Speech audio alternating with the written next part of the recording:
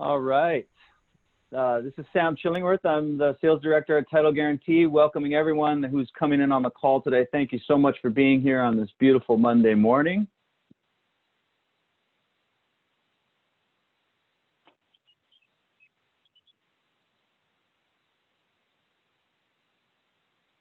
And Carl, it's a pleasure to have you as well. Thank you for being here, first and foremost.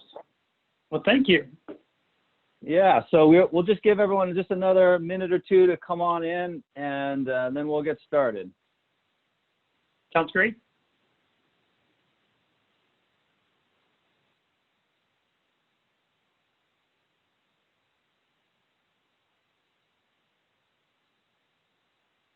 Welcome, everybody. So good to see some great faces on the call today. Thank you for being here.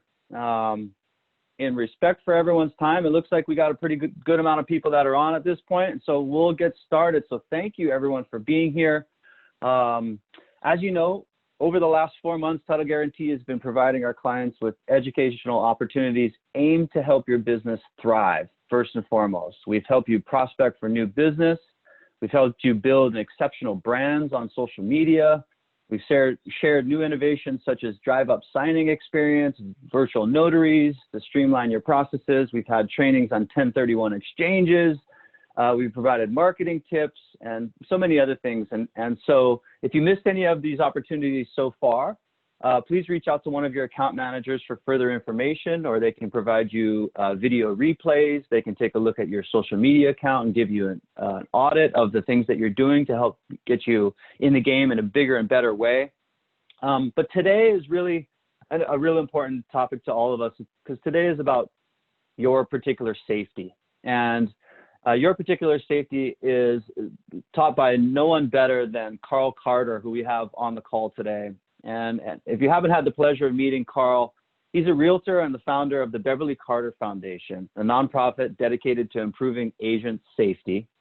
His mom, also realtor Beverly Carter, lost her life at the hands of a couple posing as clients in 2014. And since his mother's passing, Carl has dedicated as much time as possible to spreading the message of safety. And he was recently appointed as a delegate to the National Safety Council, where he continues to advocate for the safety of lone workers like all of you. So it's my pleasure to welcome our speaker today, Carl Carter. Well, thank you, and good morning, everyone. I will tell you, if my day here, it's 3 p.m. here, so just a spoiler, you've got a great day ahead of you. So I'm very honored to share with you my afternoon, your morning, my sweet mom that you see there on the screen. And I'm so thankful. I just have to quickly say to my friends at Title Guarantee and their support throughout the years. I don't know if you all know this, but they have been long supporters of our foundation and everything that we're trying to do in the aftermath of losing my mom. And I will tell you, I've done a lot of things and gone to business school and this and that, but really the only thing that truly matters for the purpose of this presentation is that I'm my mother's son. And I'm so thankful to have friends that stand with me to help keep you safe. For the next little while, I'd love to tell you a little bit about my mom, and I'd love to tell you her story. And it's my intention to tell her story to you in a way that will raise awareness, not raise fear, not raise paranoia.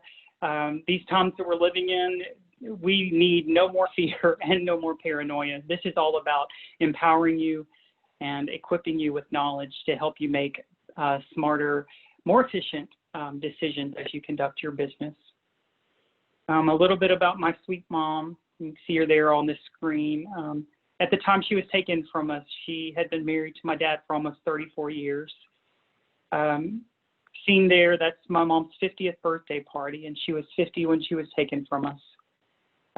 For those of you that were around in the early 80s, you will recognize this type of photograph. That's my sweet mom had me when she was 16, and so we, in a lot of ways, kind of grew up together. We went to college together, We ran 5Ks and 10Ks together. We were absolute best friends. And then I can't talk about my mom without talking about her favorite role. And while being a realtor was up there pretty high on the list, it definitely didn't even come close to her role as grandma. And I'll tell you, just kind of friend to friend, it is parent to parent. It is tough navigating life whenever your mom has been taken in a way that every parent fears would happen to their own child. And then you have to navigate life trying to explain to children that their grandma is in heaven, and navigate life with the why in such a public way she was taken from us. So we touched on this earlier, but my mom was a realtor. We live in Arkansas. And if you're wondering where in the world is Arkansas, it is right by Texas. So we are landlocked. Although it is a beautiful hilly state, it does not compare to the paradise in which you live. But my mom loved the business. She was very passionate about it. She had been a realtor for a little over 12 years, I think it was. And she was at the broker level. She taught at a local real estate school. She's one of those agents that just kind of drive you crazy because she just was infectious about it and made it look so easy. And I grew up a real estate kid, and so I didn't want like probably a lot of your kids, I didn't want anything to do with the industry. Just from hearing my mom's stories. And but I tell you, in the aftermath of losing mom and starting the foundation, I got my real estate license, and it's been a joy, and I truly can appreciate my mom more and the excellent agent she was. At times, she was within the top 10 agents within our state, and so we are a small state. We are a largely rural state, but just to give you a perspective of that, we have about 8,000 agents in our state. So at times, she was in the top 10 producers. I say all these things to brag on her, but because I miss her and because I love her, but an important point to note here, her success aside, when asked repeatedly, why Beverly? Why did you take this woman? Why did you kidnap this woman? Why did you do this? It always came back to 2 points, and this was after them answering in multiple times in multiple ways. It always came back to my mom was perceived as rich, and my mom was selected because of her profession. They knew they could get her alone. And so to tell you just briefly before I tell you the story of what happened to my mama, my mom was targeted because of perceived wealth. These people, husband and wife, they perceived my mom to be so rich that they would be able to kidnap her, hold her for ransom, and get so much money. And they've been quoted as saying that they would get so much money that they would never have to work again. And, I hope for all you to have wonderful health and immense prosperity. But I also know the reality of my family, and I know the realities of the average agent. And there certainly isn't enough money in the bank account to justify, that someone would be able to never work again. But what we're combating here is a public perception that because of the industry we're in, because of the profession we chose, that we are so wildly rich. And that's what they thought about my mom. It was her profession.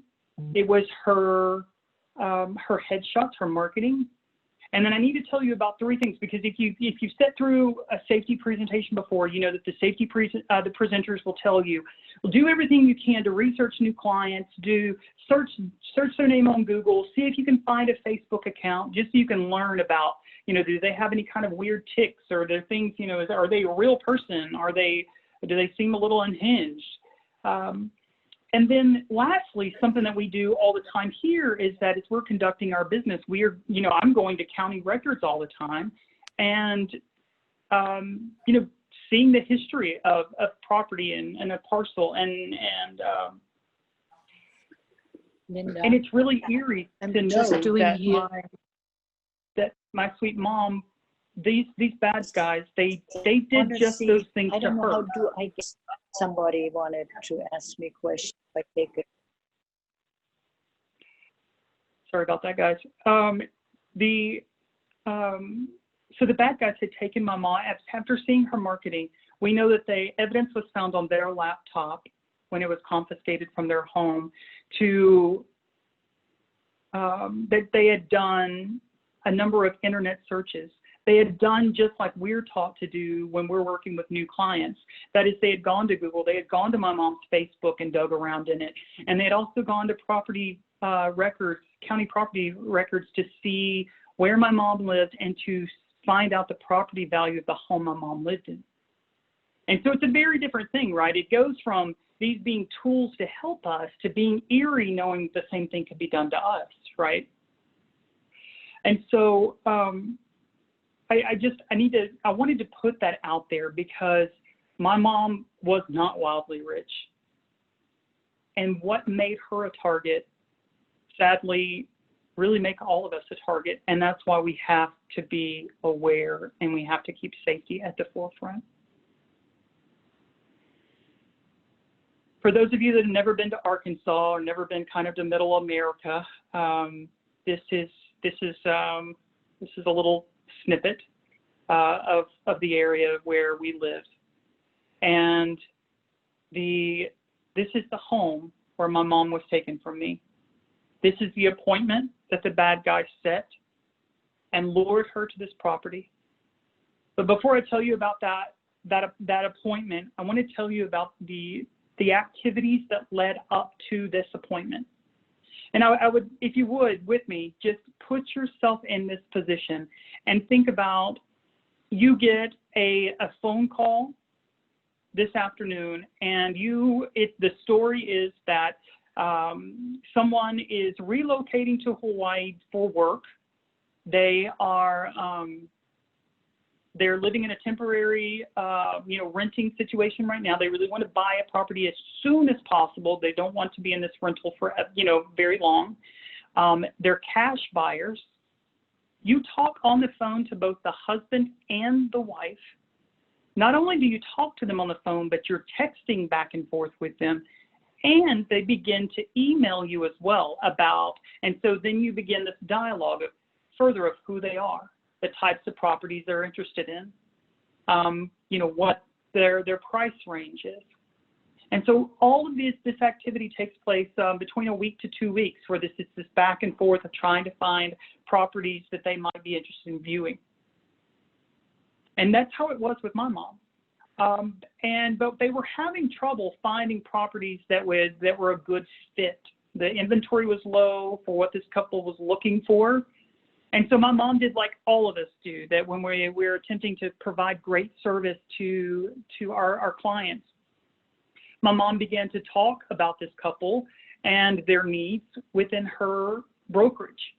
She was asking other agents, hey, I'm working with these people. If you know of something that's going to come on the market, will you please let me know so that I can, have my clients be among the first to see it. And similarly, and I know that your spouses and your partners, they have to hear the ins and outs probably way more than they want to of your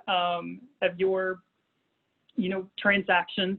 But my dad was very much the same. My dad was very familiar with the fact that my mom was working with this couple that were moving in from out of state, relocating due to work. And so all of these things are great safety tips, right? Like mom wasn't just operating her business necessarily in a bubble. But one thing that I want to really kind of expose right now, and please know that this is in no way victim shaming, because my mama was an amazing agent, an amazing mama, and we're just using her story to learn. But none of those things, if you think through it, none of those things properly identified the identity of the people that she was working with. As a reminder, any of us could go and create a free email account through Google or Yahoo with any name we want. And more than that, And, you know, it wasn't as prevalent back in 2014. If you can remember back to a time that we weren't plagued by phone calls from numbers that appear to be local, but you answer the phone and there's actually nothing local about that interaction. Spoof numbers were largely not a thing yet in fall of 2014, which really wasn't that long ago. And so as my mom is interacting with this phone number, calling back and forth for calls and text, she had no idea that although it looked to be the state that they said, that area code, they were actually using an app that you could download on your phone, and it would provide them a spoof number. So as she interacted with them, it hid their true phone number. And so I know you may be, you know, sitting there like, even with me telling it, as many times as I've told the story, it's like, who even knows these types of things exist and why? But my mom certainly didn't know that. My mom did not know that as she was interacting with this husband and wife, and true, they were husband and wife, as we found out later, but the names she had been given were wrong. She had no idea that the husband of this duo was a 7-time felon. She had no idea that this couple, their entire plan was to get her alone at a property so they could kidnap her and hold her for ransom. And their plan for ransom was that they would kidnap her, they would make her do the ransom recordings, just like you might think on, you know, some movie, and that they would distribute those ransom videos of my mama to my dad using that same spoof phone number. And then my dad would have to transfer all of this perceived wealth, and trust me, the word perception there is what really matters, because my parents did not have the means that this couple thought they did. But the plan, move all of this family wealth to accounts that were accessible via cards that were in my mom's purse, which is an important point. I'll come back to it. So then fast forward, after back and forth and emails and text exchanges about different properties, the husband, who I just typically call bad guy calls my mom, picks up the phone and calls her, and he says, we would like to see this property at 14202 Old River Drive.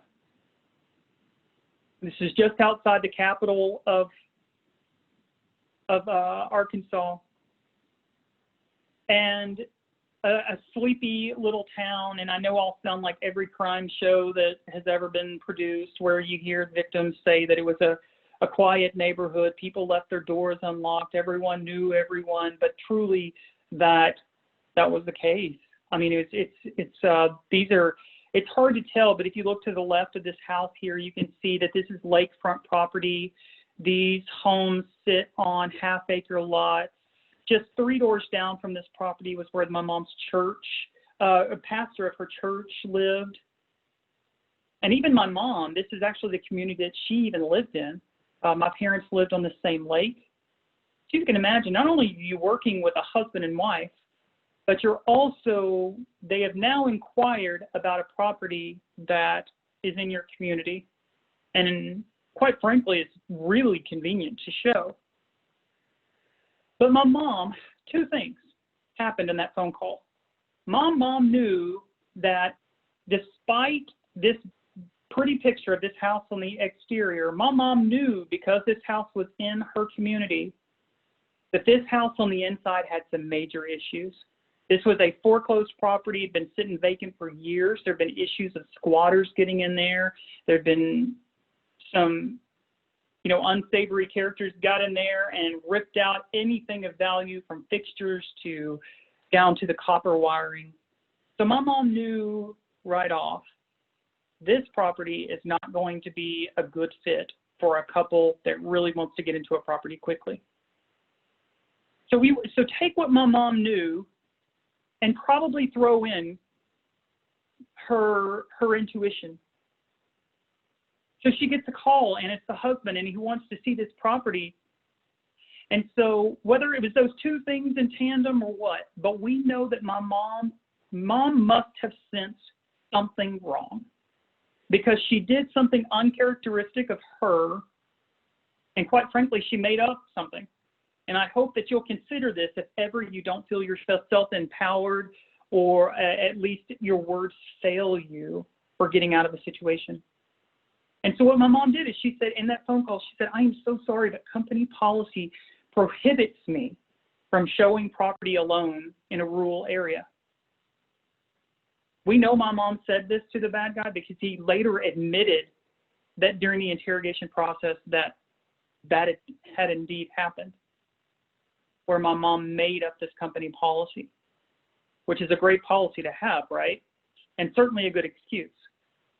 But then what happens, and this is where I hope you're still kind of envisioning yourself in this situation. What happens then if that husband hands the phone to his wife and the wife says, "Hi, agent, I'm going to be coming, separately, but I'll be coming straight from work. Would your company be okay if the three of us meet at that property together?" And I'll tell you, this point in the presentation, this is what I one of the main reasons that I wish we were all together face to face today is because this is when we all kind of stop the presentation, we look around the room, and you see the crazy, eyes at each other like, "Oh my goodness."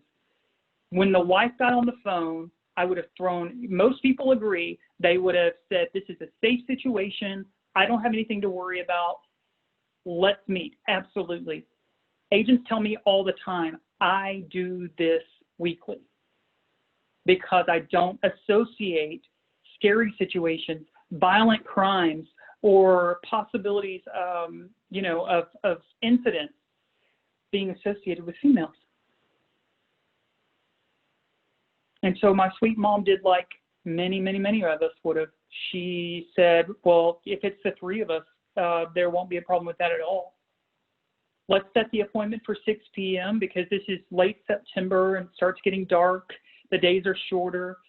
This property doesn't have utilities, so we want to make sure that we have plenty of sunlight."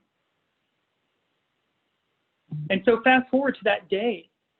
It's September 25th, a typical real estate day, pre-COVID. My mom had gone into the office. My mom had an affiliate luncheon. I missed those, by the way.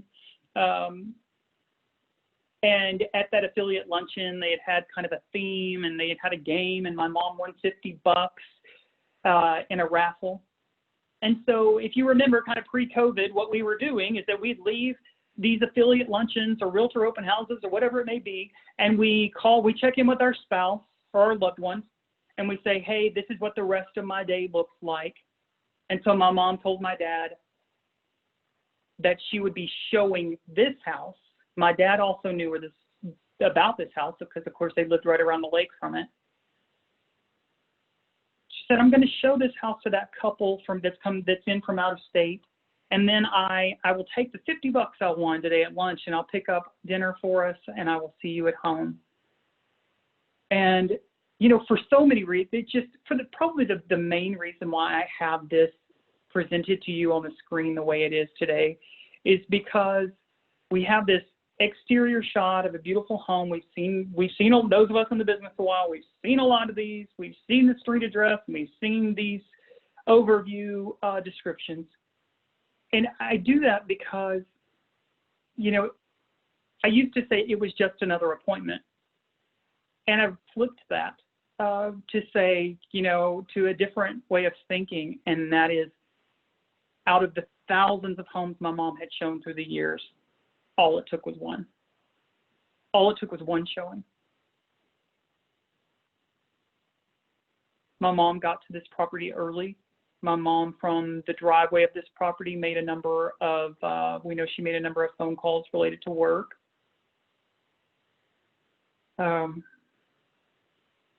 Sorry, I get emotional over. We can be reminded at this point of the story whenever it is always a good practice to get to properties early. It is always a good practice to be situationally aware and make sure that nothing is lurking that there aren't any potential squatters as best we can determine, that we don't park, that we could get blocked in the driveway. So you can say, let's just assume Mom did all those things while we are reminded of those safety tips this morning. At 6 o'clock, a black car pulls in next to my mom. A young Caucasian male with short, dark hair approaches my beautiful mom. And I know you guys didn't have the opportunity to meet her, but and I don't just say this because she's no longer with us, but she was a very lovely lady. She was very kind, and she had a very big smile. And I know without a shadow of a doubt how kind she approached him and how welcoming she was to someone that she had no idea was about to kidnap her. And as he was approaching my mom, he said, I'm sorry, but my wife has gotten caught up at work and she's not going to be able to join us. And would it be okay if you just still show the property to me? Show the property to me and take pictures as we walk through this property, because, and I did notice this right after Mom was taken from us, that there was on the online presence of this home was very poor, and it was really in large part due to the interior of this house being such a mess. So you had this beautiful photo that you see here on, it was the first slide. And then as you go through the rest, there were only 3 or 4 other photos, and they were dark and awful. And so he said, my wife doesn't have any idea because of the pictures online. She has no idea what this house looks like. So do you mind walking through this house with me and taking pictures with your cell phone and just sending them, texting them to my wife, and that'll make it like she's here virtually on the showing with us. She can see what the house looks like, and she can ask you any questions as we go through. And so if you're like me, even though I've told this story many, many times, every time right here in my stomach, I have this burning like, don't do it. This isn't what we agreed to. But then what happens also is that the wife starts texting my mom the exact same story. Girl, I'm so sorry. I got caught up at work. I can't make it there. Will you please take photos for me? So then my mom finds herself in a position where she has to counter, I'm sure, so this is an assumption on my part, her intuition, the likelihood of something happening being low, because 99% of the clients we work with are fantastic people. And then also this last piece of using that logic and wanting to serve, overriding intuition. I recently had the most incredible opportunity to speak alongside Michelle Manu, and I don't know if you all know who she is. She's an incredible, very well decorated black belt, and she was the first time, maybe you all have heard this more, and she referenced Hawaiian culture a lot, and she called her intuition her spiritual eye, and that will resonate with me forever, because I think that it is a beautiful way of kind of marrying situational awareness and this God-given gift that we have in our instinct. But my sweet mom agreed to show this property, and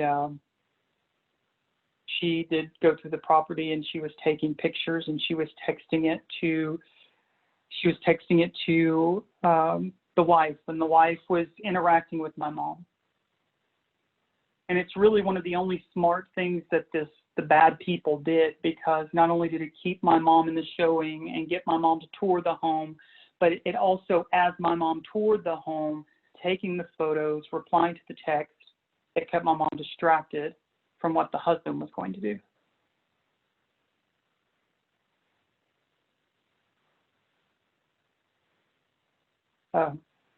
At the end of the trial, we got my mom's phone back. It had been found in the home of these bad people. And the last 10 photos on my mom's camera roll of her phone were of the interior of this house.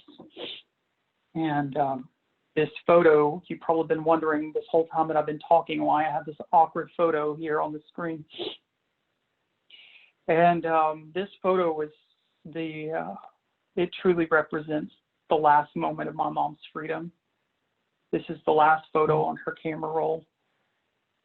This picture was taken right at the time that my mom found a taser from behind in her side. And this bad man saying, and he's been so proud to just say that the last words my mom heard in her freedom were that, "You're about to have a very bad day." And that bad man tased my mom. He had the most ridiculous lime green duct tape, looked just like this. And it still doesn't even feel real to tell this story. You know, you think that this stuff just happens on TV, especially not to your precious mama, right?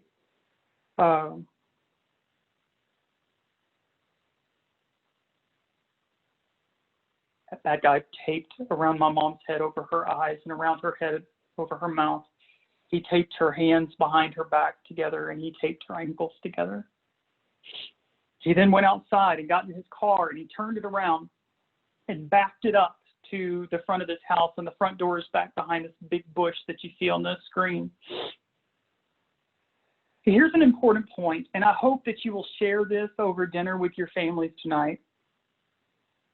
And that is that, you remember when I told you that at 6 o'clock, a black car, young Caucasian male, short dark hair, gets out, approaches my mom, a conversation happened, they go in the home. Moments later, he comes back outside the house, gets in his car, turns it around, backs it up to the house, opens the trunk. Every bit of those details was witnessed by the next door neighbor. But it didn't come to light until much later that evening when detectives were going door to door asking the neighbors if they knew anything about the disappearance of a local realtor. Did you see anything? And the next door neighbor said, well, yes, I saw everything I just told you. But sadly, it was 4 hours too late at that point. And so the point that I would love for you to share with your family is that this isn't just real estate. If you see something suspicious, something looks off in your neighborhood, and my goodness knows we should have a baseline of what is normal behavior in our neighborhoods now more than ever because we are at home so much. If you see anything that seems off, I hope that you and your families will feel more empowered. You won't feel nosy. You won't feel like you're injecting yourselves into other people's business. But if you see something that looks off, just reporting it to law enforcement so it can be properly investigated. That bad man put my mom in the trunk of his car, and I know I've made reference to this a couple of times, but it's like you think about these types of crimes happening on TV, and you hear about duct tape, you hear about people being put in the trunk of a car, or we even watch movies, right? And we see or Law and Order, and you see this dramatization of it happening. And we don't really internalize that can be a reality for people. That can be a very real reality for your first love. Our mamas, right?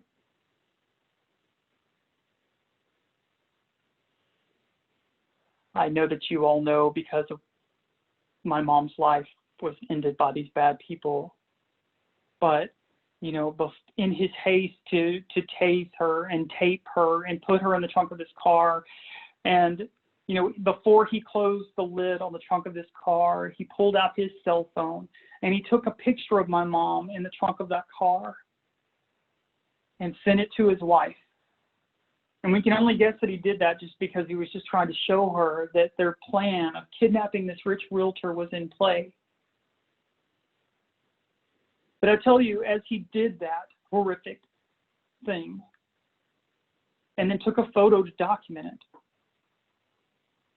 In his haste to do these things, he was forgetting a key piece of the ransom that he needed. If you'll remember from earlier in the story, I was telling you their plan was to have my dad push all this family wealth to accounts that were accessible via the cards in my mom's purse. Many of you ladies on this call today, you'll be able to identify with the fact that most female agents do not show property with a purse on their shoulder. They leave it locked in their car, if for no other reason for convenience and not in the way. Others do it for reasons for safety and security. And my mom had certainly done that. And so in his haste to kidnap her, he forgot the purse. It was found locked in her vehicle, and when my dad arrived on the scene that night, which added to the confusion. Why would someone take the agent? Why would they take her but not take her purse? And it's simply because he had forgotten. And so if you can just imagine the confusion then, 7 o'clock, 7:30, 8 o'clock at night, and my dad hadn't heard from my mom, and he's texting her and he's calling and she's not responding. And it's the texts aren't being delivered and the phone's going right to voicemail, and he eventually calls me and he's concerned. And I did like so many, like if you have kids that I did like many of your kids would do. It's like, Dad, calm down. This is how real estate works. Sometimes it's crazy. She's probably doing a second showing or she's writing a contract. Like this is good. Calm down. But I could hear the worry in his voice.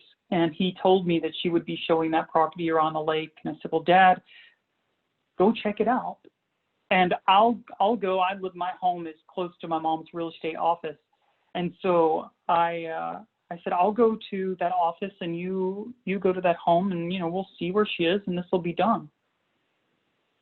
And he arrived at that house to find, by this point it's dark. And as I told you, no utilities. So there's this home with a very, overgrown lawn, very dark, that you see sitting in the driveway up by this house, my mom's vehicle. And my dad was able to look through the windows and see her file that she had built for working with his client. And in it was filled with all of the lies that they had told her, but she had documented them so meticulously because she was so concerned with serving them. And she didn't want to miss anything. And of course, also in that, my mom's car was her purse. And so it just didn't make any sense. And I arrived at my mom's brokerage and, to find an empty building. And so it was at that point that I encouraged my dad to get law enforcement involved. And of course, they arrive on the scene and it's just confusion.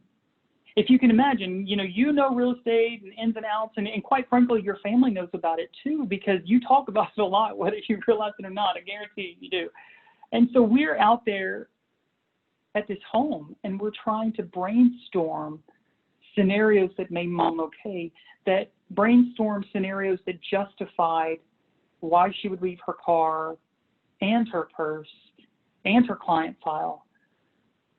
And, looking back on it, we were just being as positive as we could. I think knowing that it was a really bad situation. And of course, the later it got, the fewer real estate scenarios we could come up with that made any sense.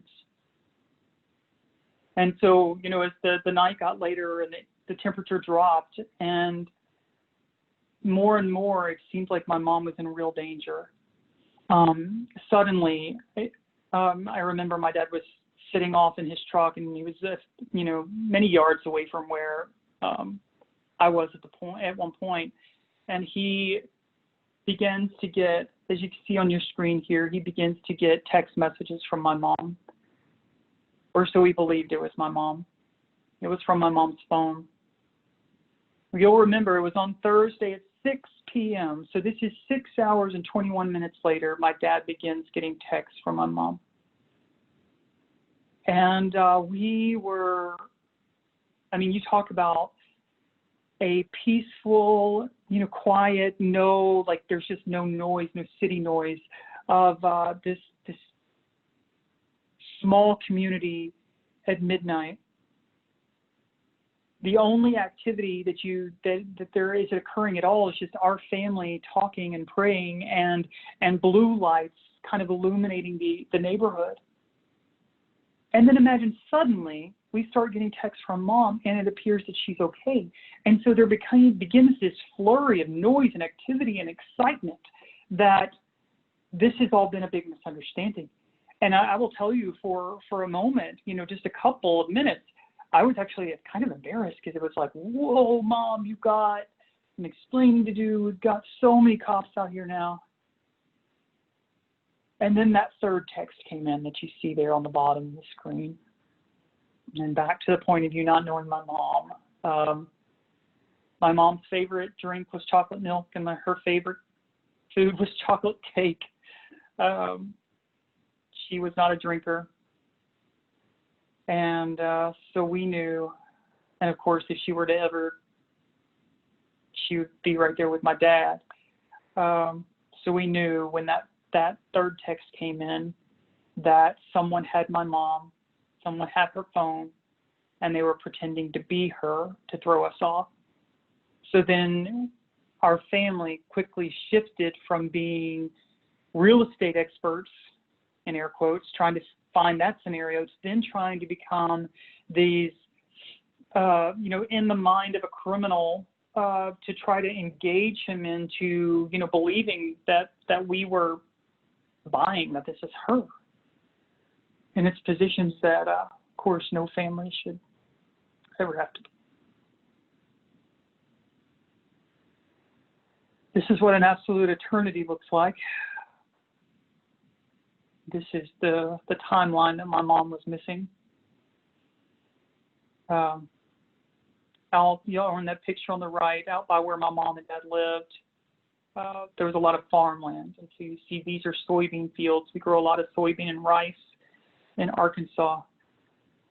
And this farmland it's lowland. It's murky. They keep the water, the ground very wet.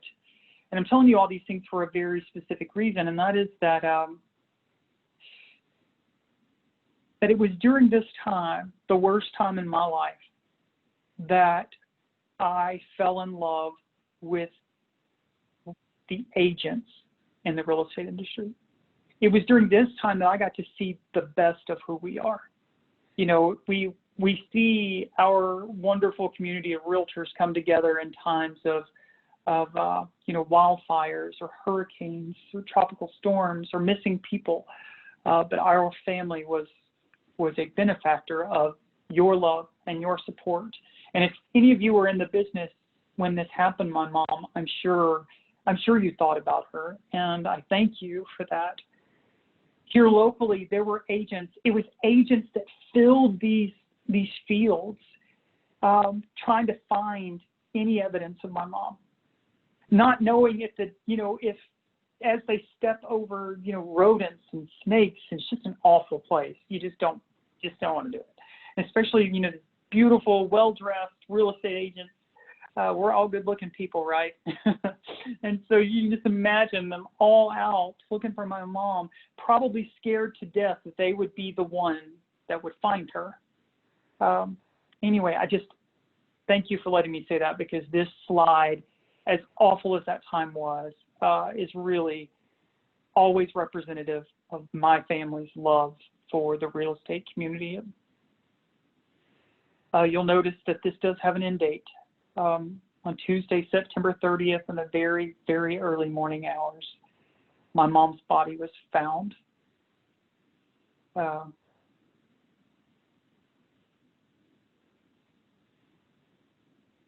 Back to my love for real estate, it was, won't surprise you that I'm sure that the way that most people found out that my mom's body had been found. was through Facebook. And so it was at 4 o'clock in the morning that a group of my mom's friends, real estate agents, showed up on my doorstep to make sure that I found out, heard from them. It was them. It was real estate agents that had to tell me that my mom was found and that she was not alive. If you guys don't mind, I'd love to share this with you. This was, again, my mom's 50th birthday party. And there on the left is my dad, on the right's my brother. The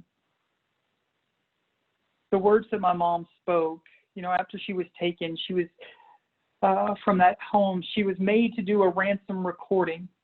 So it was it was going to be a series of videos delivered to my dad, telling him what to do and how to push this money. This was before the bad guy realized that he didn't have the purse and this plan wasn't going to work as he thought. And so just moments after being kidnapped, my mom has that tape removed from her mouth and she's required to do a video. And I can't, you know, after being pulled out of the trunk of a car, being tased, the words she spoke to my dad's name's also Carl. She said, "Hey, Carl, it's me. I just want to let you know I'm okay. I haven't been hurt. Just do what he says and don't call the cops. If you call the cops, it could get bad." And then lastly, and most importantly, she said to my dad, "I just want you to know I love you very much." And that stands out to me. In a moment of fear and confusion, she was still so concerned with my dad, knowing how loved he was. I'll tell you 2 other things that she did. And one is that evidence was found in the trunk of that car that she had gotten her hands free. And so my mom was fighting. And if there's anything I can give, you know, if I'm a distance runner, I've run 40 full marathons, and, you know, flight is always my go-to. And I hope that, you know, you find yourself in a scary situation, you'll run. But if it comes down to it, I hope you will fight. I will hope you will fight like hell. And certainly don't let them take you. Lastly, this bad guy, after this recording, he took my mom and they locked her up in the master bathroom of the bad guy's home. And then they realized they didn't have the purse.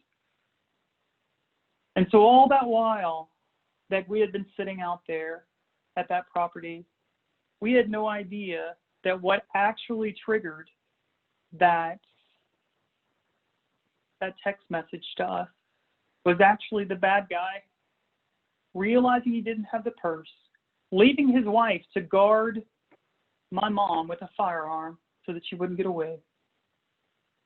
Coming back out there where we all were, he was just yards away from where our family was because he was coming back out there that night to get the purse. And like so many criminals, you know, he thought they both did. They thought they had the best, the brightest plan. It was going to work and they were going to get away with it and never have to work again. And then they saw blue lights. And then it becomes this, oh my goodness, how did people know where Beverly was going to be? Why she tells people where she's showing property? Who does that? And so she had done so many things right.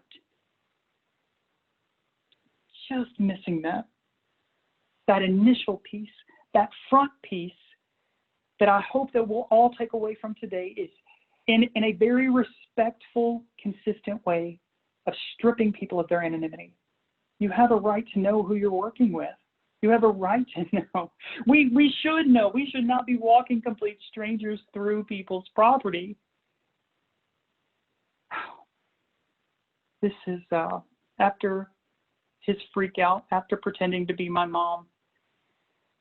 He went back home and husband and wife, had their meltdown and decided that they would just take everything of value that was on my mom.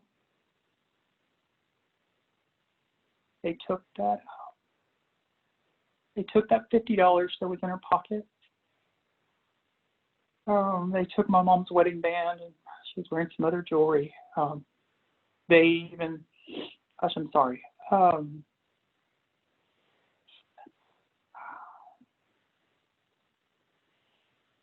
The wife actually liked the shirt that my mom was wearing, and so they took my mom's shirt. It was found hanging in the wife's closet. I tell you, something was found in the bad guy's home long after they were in prison.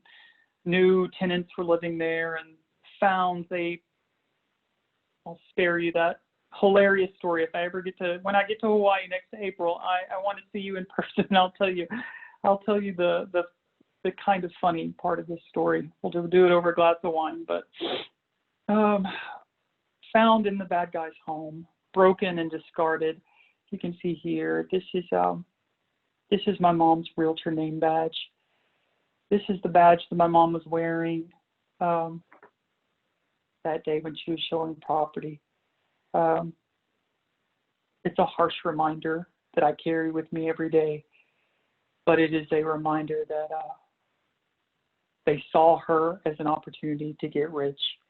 And when they got what they could, they literally broke her and discarded. And so they took what they could. They brought her to this spot, which is the backside of what I call a concrete plant. I'm not sure what it's really called, but it's where they store all of these concrete trucks between jobs, and they bring them back after the jobs and clean them out. And so on the backside of that private property, they brought my mom here. They left her for a number of hours, just bound and taped.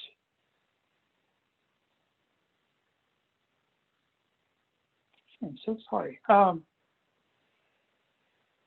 The bad guy, just quickly, I will tell you, that bad guy came back and he used the same tape that he abducted her with to continually wrap this around her face until she suffocated. They then went, and video surveillance shows that they went to a big retail store and bought a shovel.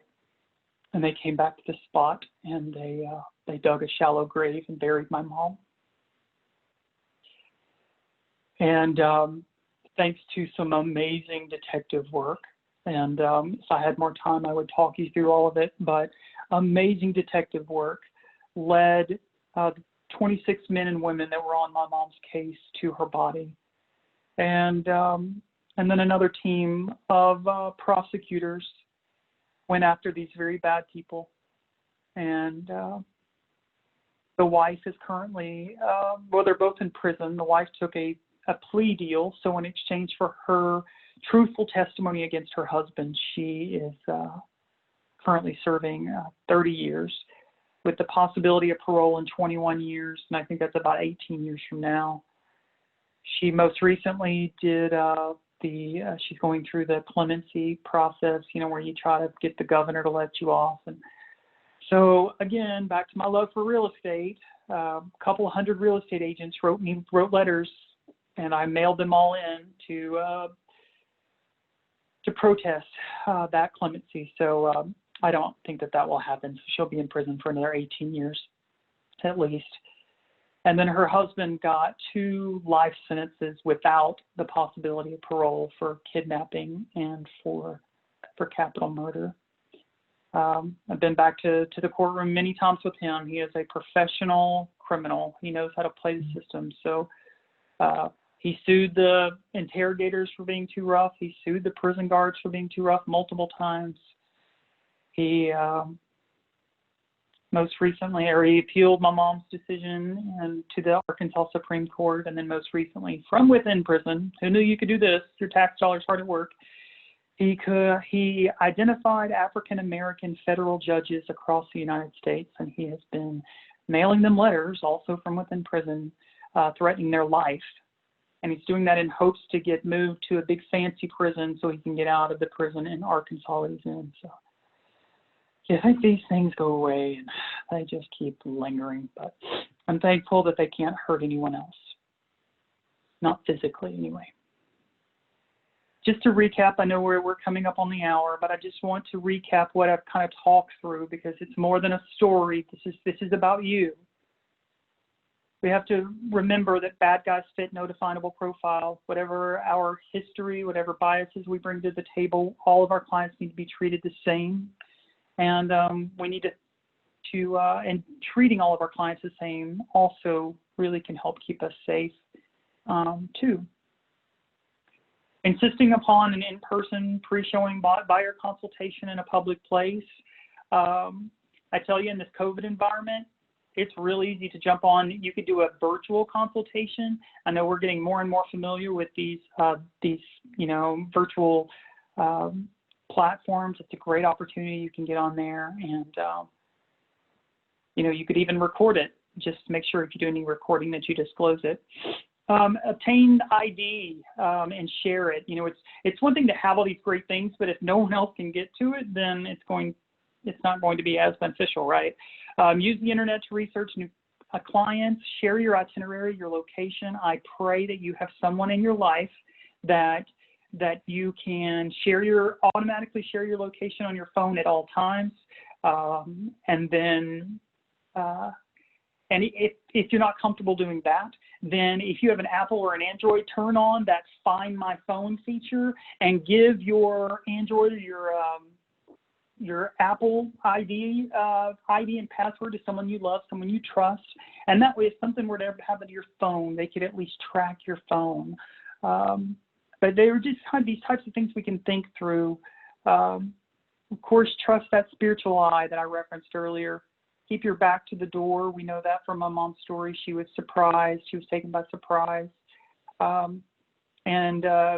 we know from the next door neighbor, if you will just be reminded to, if you see something, say something. I hope you'll keep the conversation going. Telling someone you care about them and to stay safe takes just that long, and it may make all the difference in someone taking extra precautions to stay safe. In the aftermath of losing Mom, I started telling her story, and I started hearing from other agents about ways that they have been victimized. And I'm so thankful for every person that felt comfortable enough with me to share their story. But what it did, though, is that it exposed a real need for us to continue talking about safety. And talk about it in a meaningful way, talk about it in a respectful way to the victims, so that we can just keep it right here, because we can get so complacent so easily, especially when we're good, hardworking people, and it's easy to lose sight that not everyone is. So we have this nonprofit. I hope you'll follow us on social media. I hope you'll engage with us. Hope you'll consider us with your charitable giving. The last thought I will leave you with. These are my kiddos. As they looked 6 years ago almost. They're big kids now. But back when they were little like this, they used to run the neighborhood with me, and now they would rather watch TV or play Minecraft. But so they would run with their dad, and we would stop at my mom's listings, and we would take a photo. And this particular photo was taken 1 week to the day before my mom was taken from us. And I took the photo of the grandkids. I put it on her Facebook wall, and of course she loved it. And if you'll just allow me, the last thought I'd like to leave you with today is that if that for sale sign there, if that can be representative of your career in real estate, your commitment to your career, which is evidenced by you joining us today in this training session, if everything about your career can be represented there, I just hope in some way, the words of this Arkansas dude over here in Mid-America have impacted you in some small way to be ever mindful of the people on the periphery of your career, your friends and your family that love you and so desperately need you to come home safely every day. There's my email address on the screen there. I hope you'll keep in touch with me, and planning to be over your way next April. COVID COVID allowing. So I hope that works out. So stay safe, everyone. Thank you so much for this opportunity. Thank you, Carl. Your message and your story is so inspiring. And on behalf of everyone on the call, we're sending aloha to you and your family and your mother. And we're just so thankful for the message that you brought today. So all of our partners that are on this call today, what a way to start a Monday, huh? But it all gives us perspective, and hopefully we set off on new behaviors and new habits that keep us all safe. So have a great rest of your week. Thank you all for being here, and take care. Aloha.